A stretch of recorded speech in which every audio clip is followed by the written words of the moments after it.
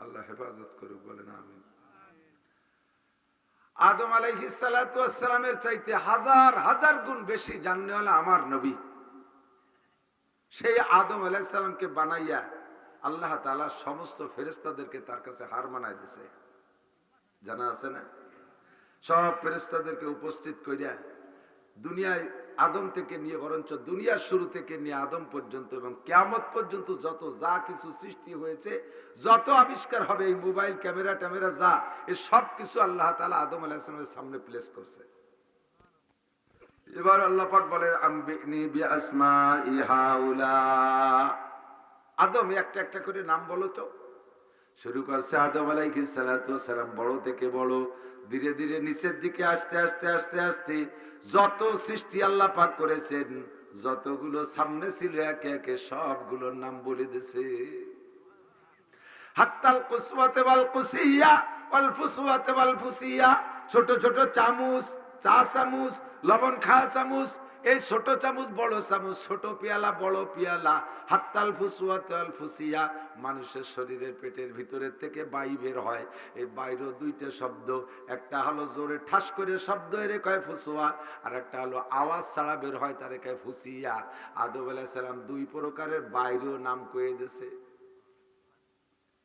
একবার ফেরেশতাদের সামনে আদম আলাইহিস সালাম সবগুলোর নাম বলেছেন। এর আগে আদম কোনোদিন এগুলো দেখে নাই, কোনোদিন এর নাম জানে না, ওই সময় একটা একটা করে বলে দিলেন। ফেরেশতারা এগুলো আগে দেখে নাই, আজকে মাত্র দেখছে। আগে আদম আলাইহিস সালাম বলেছেন সবগুলো।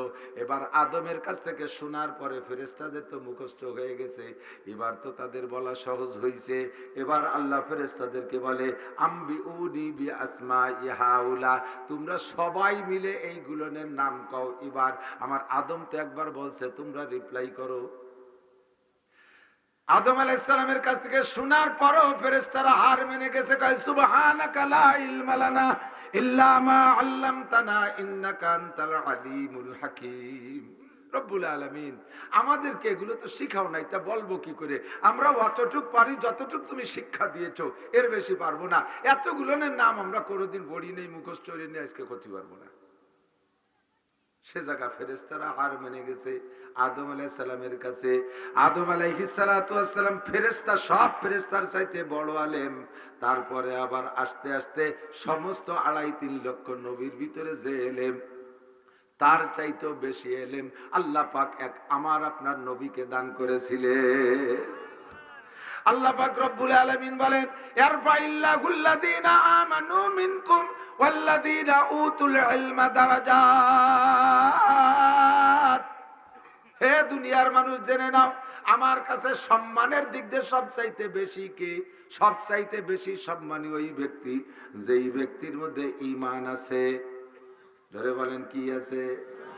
একজন সমাজের, আমাদের গ্রাম্য পাবলিক সমাজের সর্বনিচু মানের একটা লোক, ধরে নেই একেবারে 2টা ঠ্যাং খোড়া, হাত দুটো নাই, চোখ একটা কানা অথবা 2 চোখ অন্ধ, কানেও শোনে না, এমন একটা একেবারে অচল মানুষ। তবে লোকটা জবান খোলা আছে, ওই লোকটা কয় লা ইলাহা ইল্লাল্লাহ, অন্তর থেকে বিশ্বাস করে কয় মুহাম্মাদুর রাসূলুল্লাহ। লোকটার 2টা পা নাই, 2টা হাত নাই, চক্ষু 2টা অন্ধ, কান 2টা বয়রা, এর চাইতে অচল আর নিম্নমানের মানুষ হতে পারে? আবার চরম গরিব ভিক্ষুক, রাস্তায় ভাঙ্গা থাল পাইতে মুখ দেবে মানুষের কাছে ভিক্ষা করে চেয়ে খায়, কত বড় একেবারে নিচু মানের মানুষ। এই লোকটা যদি ইমানদার হয়, 2টা দাড়িপাল্লার একটা পাল্লায় এই লোকটারে বসাই দেওয়া হবে, আর একটা পাল্লায় জাপানের প্রেসিডেন্ট, আরে সিঙ্গাপুরের প্রেসিডেন্ট, বার্মার প্রেসিডেন্ট, রাশিয়ার প্রেসিডেন্ট, চায়নার প্রেসিডেন্ট, নরেন্দ্র বাবু, জো বাইডেন, নেতানিয়াহু, পশ্চিমে যত কাফের আছে, সারা দুনিয়ার সমস্ত কাফের রাজা বাদশা ইহুদ নাসারা, যত ডাক্তার ইঞ্জিনিয়ার বিজ্ঞানী আছে বেঈমান কাফের, সবগুলোকে যদি আর এক পাল্লায় উঠাই দেওয়া হয় আল্লাহর কাছে বলেন তো কার পাল্লা ভারী? ওই পঙ্গু মুসলমান মোমেনের পাল্লাটা ভারী। ইমানের দাম আল্লাহর কাছে এত বেশি, ডাক্তার ইঞ্জিনিয়ারের কোনো দাম নাই যদি ইমান না থাকে। আল্লাহ কায়ার ফাইল্লাহুল্লাযীনা আমানু মিনকুম ওয়াল্লাযীনা উতুল ইলমা দারাজাত, আমার কাছে সবচেয়ে দামি যারা, তার ভিতরে এক নম্বরে ইমানদার। এবার ইমানের সাথে ওয়াল্লাযীনা উতুল ইলমা দারাজাত, ইমানের সাথে যারা ইলম অর্জন করেছে তাদের সম্মান সব চাইতে বেশি। যে যত বড় ইলমের অধিকারী, যে যত বেশি ইলমের অধিকারী, তার সম্মান তত বেশি। এবার ইলম কাকে বলে? যেই ইলম দিয়ে আল্লাহকে পাওয়া যায়, যেই ইলম দিয়ে আল্লাহকে চেনা যায়, যেই ইলম দিয়ে জান্নাতি হওয়া যায়, যেই ইলম দিয়ে কোরআন পড়া যায়, যেই ইলম দিয়ে নবীকে চেনা যায়, সেই ইলমের নামে ইলম। যেই ইলম দিয়ে দুনিয়া চেনা যায়, আল্লাহকে চেনা যায় না, ওই ইলম আর শিক্ষা যত সার্টিফিকেট হোক না কেন, আল্লাহর কাছে 5 পয়সারও দাম। জোরে বলেন আছে? হ্যাঁ, ওই ইলমও দামি হবে, শর্ত তার সাথে ঈমান আর কোরআনের ইলম থাকতে হবে। আমার নবী বলেন, ওতিতু ইলমাল আউয়ালিন ওয়াল আখিরিন। ঈমানেও আমার নবী এক নাম্বার, ইলমেও আমার নবী এক নাম্বার। কথা বলেন, ঈমানে নবীর চাইতে বড় ঈমানদার আছে? আরে বলেন আছে? আর নবীর চাইতে বড় আলেম আছে? আল্লাহর পরেই সবচেয়ে বড় আলেম। হুজুর বলেন, উতিতু ইলমাল আউয়ালিন ওয়াল আখিরিন, আল্লাহ পাক আমাকে আগেও পিছের সব ইলম দান করেছে। সাহাবায়ে কিরাম বললেন, কাইফা উল্লিমতা ইয়া রাসূলুল্লাহ, হুজুর আগে পিছের সব ইলম আপনি কিভাবে জানলেন? হুজুর বলেন, আল্লাহ পাক আমাকে 5টা মিডিয়ায় ইলম শিক্ষা দিয়েছে। 5টা মাধ্যম কয়টা? একটু মুখস্থ রাখবেন শোনাল আমার প্রিয় বন্ধুরা। 5টা মাধ্যমে আমাকে আল্লাহ পাক ইলম শিক্ষা দিয়েছেন। 1 নম্বরে স্বপ্ন। সমস্ত নবীদের স্বপ্ন সত্য, নবীদের স্বপ্নের মধ্যে কোনো জাররা পরিমাণ মিথ্যা নাই। আর আমার নবীর স্বপ্ন 100% ওহী।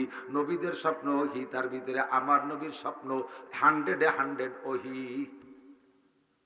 নবী বলেন, জিবরিল আমারে শিখাই দিয়ে গেছে ওহীর মাধ্যমে, যেটা আমি জানছি ওইটারও যে হুকুম। আমি স্বপ্নে যেটা জানছি, স্বপ্নে যাইনে যদি বলি এইটা ফরজ, বিশ্বাস করা ফরজ, আমল করা ফরজ। স্বপ্নে জানি যদি বলি এইটা ওয়াজিব, বিশ্বাস করা ফরজ, আমল করা ওয়াজিব। স্বপ্নে জানি যদি বলি এইটা সুন্নাত, বিশ্বাস করা ফরজ, আমল করা সুন্নাত। স্বপ্নে যদি জানি বলি এইটা আল্লাহ পাক আমারে জানাইছে এইটা মুস্তাহাব, বিশ্বাস করা ফরজ, আমল করা মুস্তাহাব। নবীর স্বপ্ন 100% স্বপ্ন, 100% ওহী। আর হুজুর বলেন, আমার উম্মতের মুসলমান যারা, আমার উম্মতের মুসলমান ইমানদার যারা, তাদের স্বপ্ন ওহীর 46 ভাগের 1 ভাগ। কি মানে? ওহী যেমন 100% সত্য, এই ওহীর 46 ভাগের 1 ভাগ যেমন সত্য, মুসলমানের স্বপ্ন 46 ভাগের 1 ভাগ। অর্থাৎ 46টা স্বপ্নের মধ্যে একটা স্বপ্ন সত্য হয়ে যাবে। ওহী হলো, ওহীর মাধ্যমে ইলম আল্লাহ তাআলা শিক্ষা দেয়। আর স্বপ্নের মাধ্যমে আমার নবীকে আল্লাহ স্বপ্নের মাধ্যমে শিক্ষা দিয়েছেন। 2 নম্বরে আমার নবীকে আল্লাহ পাক, নবী বলেন, আমাকে আল্লাহ পাক রব্বুল আলামিন ইলহামের মাধ্যমে স্বপ্ন ইলম শিক্ষা দিয়েছেন। ইলহাম, ইলহাম মানে কোন মিডিয়া ছাড়া ডাইরেক্ট আল্লাহ পাক নবী পাকের সিনার মধ্যে ইলম ঢুকাই দিয়েছে। এভাবে আমি বহু ইলম পাইছি। 3 নম্বরে ইলম শিক্ষার মাধ্যম হলো আমার কাছে, আমারে দুনিয়ার কোনো মানুষে পড়াই নাই, আব্বাও পড়াই নাই, মাও পড়াই নাই, দাদাও পড়াই নাই, মাস্টারও পড়াই নাই, KG, kindergarten, primary, high school, college কোনো জায়গা পড়ি নাই। আমাকে আল্লাহ পাক 3 নম্বর মিডিয়া কাশফের মাধ্যমে শিক্ষা দিয়েছেন। আমি যে জিনিস জানতে চাইছি, কাশফ মানে খুলে যাওয়া, ওইটা আমার সামনে ওপেন হয়ে গেছে, আমি জাইনে ফেলাইছি। আমি নবী হাদিসের মধ্যে আছে, তিরমিজি শরীফের হাদিস, মাররা রাসূলুল্লাহ সাল্লাল্লাহু আলাইহি ওয়াসাল্লাম মাল কবরাইন, নবী পাক সাহাবায়ে কিরামদেরকে নিয়ে 2টা কবরের পাশ দিয়ে হেঁটে যাচ্ছে। 2টা কবরের কাছে যখন গেছে, হুজুর দাঁড়িয়ে গেছেন। মুসলমানের কবর এদিক এদিক, 2টা কবর। মাররা রাসূলুল্লাহ সাল্লাল্লাহু আলাইহি ওয়াসাল্লাম বিকবরাইন, নবী আলাইহিস সালাম 2টা কবরের কাছ দিয়ে হাঁটতেছেন। ওই কবর 2টার কাছে যখন গেছে, হুজুর দাঁড়িয়ে গেছেন, ব্রেক হয়ে গেছেন, আর সামনে বাড়তেছেন না। সাহাবায়ে কিরাম বলে, ইমশি ইয়া রাসূলুল্লাহ, হুজুর সামনে চলেন। হুজুর কয়, না, আর সামনে যাওয়া যাবে না। কেন? কয়, ইউআযাবানে ফি হাযাইনিল কবরাইন, এই 2টা কবরের মধ্যে আযাব হচ্ছে। জানতাম না, চলে যাইতাম। আমি যখন জানছি 2টা কবরে আযাব হচ্ছে, এর একটা ফয়সালা না করে আমি যাইতে পারছি না। কাইফা আরাফতা ইয়া রাসূলুল্লাহ, সাহাবায়ে কেরাম বলেন, কি করে বুঝলেন? কবর তো বন্ধ, ওর মধ্যে আযাব হচ্ছে কিভাবে? হুজুর বলেন, কাশাফাল্লাহু বাইনা ইয়াদাইয়া, আমার সামনে আল্লাহ পাক কবর 2টাকে খুলে দিয়েছে। আমি দেখতেছি 2জন মানুষ জাহান্নামের শাস্তি ওর মধ্যে উপভোগ করতেছে। চিল্লাইতেছে, কানতেছে, সাপে কামড়াইতেছে, আগুনি পুড়াইতেছে, আমি দেখতেছি আর সামনে বাড়তে পারছি না। এবার সাহাবায়ে কেরাম বলেন, হুজুর যখন জানছেন দুইটা কবরে আযাব হচ্ছে, কার কি কারণে আযাব হচ্ছে এটা কি জানছেন? হুজুর বলে, হ্যাঁ তা আমাকে জানাই দেয়া হয়েছে। একজন, ওই দুইজনের মধ্যে একজন হলো এমসি বিন নমিমা। একজনের দোষ আছে, নামাজ কালাম সবই ঠিক মতো পড়তো, কিন্তু চগলখুরি স্বভাব ছিল। কি স্বভাব? চগলখুর বোঝেন তো? চগলখুরি নয় ছয় করে বেড়াইতো। চগলখুরির কারণে তার ইবাদতে তারে ঠেকাইতে পারে নাই, তাকে কবরে আযাব দেয়া হচ্ছে। দ্বিতীয় জনের দোষ কি? কয় দ্বিতীয় জন হলো লা ইয়াস্তানজি ওয়ানিল বাউল। ওই লোকটা সব ইবাদত বন্দেগী করত, নামাজও পড়তো, কিন্তু পেশাব থেকে পরিচ্ছন্নতা অর্জন করত না, পেশাবরে অবহেলা করত। নিজের পেশাবের থেকেও না, গরু বাছুরের পেশাবের থেকেও না। ওই লোকটা পশুপাল পালন করত, লোকটার পশুতে পেশাব করছে, পাশে দাঁড়িয়ে আছে, সিটে লাগছে, সেই অবস্থায় সেই কাপড় নিয়ে নামাজ পড়ছে। আল্লাহ নবী বলেন, মান হাফাজা আলা সালাওয়াত আকরামাহুল্লাহু বিখামসি খিসাল। হে আমার মা বোনরা লক্ষ্য করবেন, মান হাফাজা আলা সালাওয়াত, যে ব্যক্তি 5 ওয়াক্ত নামাজ ঠিক করে পড়ে, আল্লাহ তাআলা তাকে 5টি পুরস্কার দেয়। জানা আছে আপনাদের, তবলিগ ওয়ালারা বেশি বয়ান করে, নামাজের বিনিময়ে কয় পুরস্কার? 5 ওয়াক্ত নামাজে 5টা পুরস্কার। 1 নম্বরে ইউরফানহু যিকুল আইশ, তার দুনিয়ায় কোনো অভাব থাকবে না। 2 নম্বরে ওয়া আযাবুল কবর, তার কবর আযাব হবে না। 3 নম্বরে ইউতিহিল্লাহু কিতাবাহু বিয়ামিনিহি, হাসরের মাঠে নামাজি ব্যক্তির ডান হাতে আমলনামা দেয়া হবে। 4 নম্বরে আমরু আলা সিরাতে কালবার, বিদ্যুৎ গতিতে পুল সিরাত পার হয়ে চলে যাবে। আর এই পুল সিরাতের উপরে তোমাকে এই সারের মতো, সাকর মতো বাঁশ দেয়া নাই, ধর্নার বাঁশ, ওতে কোনো বাঁশ বস নাই, চুলের চাইতে চিকুন, হীরার চাইতে ধার। দুনিয়ার চলনের দিক দিয়ে 30,000 বছর পথ চললে যত পথ যাওয়া যায়, এতটা লম্বা হবে পুল সিরাত। এইটা বিদ্যুৎ গতিতে পার হয়ে চলে যাবে, কোথাও ঠেকবে না।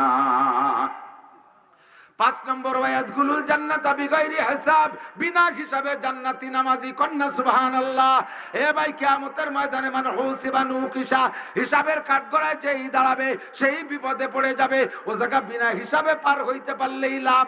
কি সিস্টেমে বিনা হিসাবে পার হওয়া যায়? নবী কয় 5 ওয়াক্ত নামাজ সুন্দর করে পড়লে বিনা হিসাবে জান্নাতে যাওয়া যায়। তাহলে 5টা পুরস্কারের 2 নম্বর পুরস্কার কবর আযাব হবে না। কি হবে না? একটু বুঝতে হবে, কি হবে না? কিসের? এই কবর আযাবের থেকে মাপ পাওয়া যাবে কিসের ওসিলায়?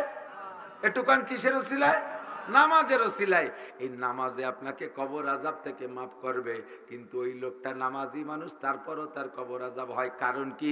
লা ইয়াস্তানজি ওয়ানিল বাউল, ওই লোকটা পেশাব থেকে পরিচ্ছন্নতা অর্জন করতো না। নামাজের ফরজ 13টা, সাথে আর একটা মশলা শুনিয়ে যায়, নামাজের কয় ফরজ? আরকান আহকাম কয় ফরজ? আরকান আহকাম কয় ফরজ? 13 ফরজ। বাহিরে 7টা, ভিতরে 6টা। বাহিরে 7টার ভিতরে 1 নম্বরে শরীর পাক, 2 নম্বরে কাপড় পাক। 1 নম্বরে বলেন, 1 নম্বরে, 2 নম্বরে, 3 নম্বরে নামাজের জায়গা পাক, 4 নম্বরে 70 টাকা। এভাবেই তো। তাহলে আমি আর শেষগুলো থাক, আমি শুরুতে 2টা নিয়ে একটু আলোচনা করে শেষ করে জায়গায় চলে যাই। 1 নম্বরে শরীর পাক, 1 নম্বরে, 2 নম্বরে কাপড় পাক।